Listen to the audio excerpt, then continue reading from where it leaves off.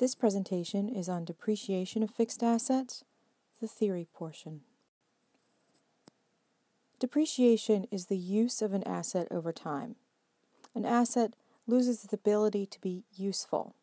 It's very clear the term use over time is very important.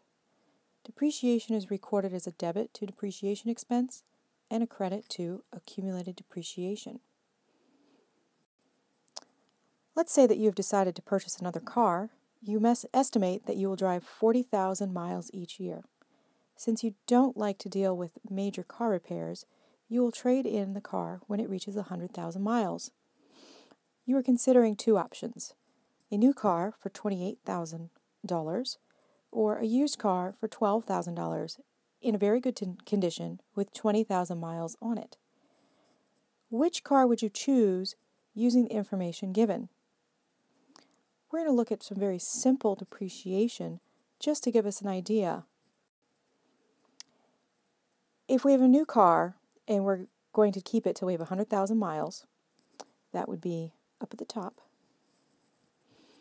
And right here, we're going to drive 40,000 miles a year. That means that we're going to own the car for 2.5 years. So the new car costing us $28,000, and we're going to keep it for 2.5 years, means that it's going to cost us $11,200 each year. Let's look at the other side, the used car. The used car, we're going to drive it for 100,000 miles. It already has 20,000 miles on it. That means the car is good for us for 80,000 miles. 80,000 divided by 40 per year gives us 2 years on the used car. The used car cost $12,000. We divide that by 2. The used car will cost us $6,000 per year. Accounting for depreciation. Well, it's a use.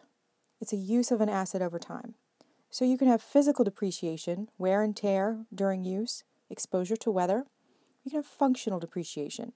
It becomes obsolete, or customers change their needs, causing the asset to no longer provide the services for which it was intended. What depreciation is not? It is not a measure of decline in the market value of an asset. It is not providing cash to replace fixed assets as they wear out. It's an estimate in the use over time as an expense. So again, go back to fuzzy math accounting. It's not real dollars. We're not going to go to the bank and get depreciation dollars. It's simply a measurement of use over time for an expense. What factors do we need to know in computing depreciation? Well, we need 3 factors to determine the depreciation expense for a fixed asset. These 3 factors are the initial cost, the expected useful life, and the estimated residual value, sometimes referred to as salvage value, particularly in tax.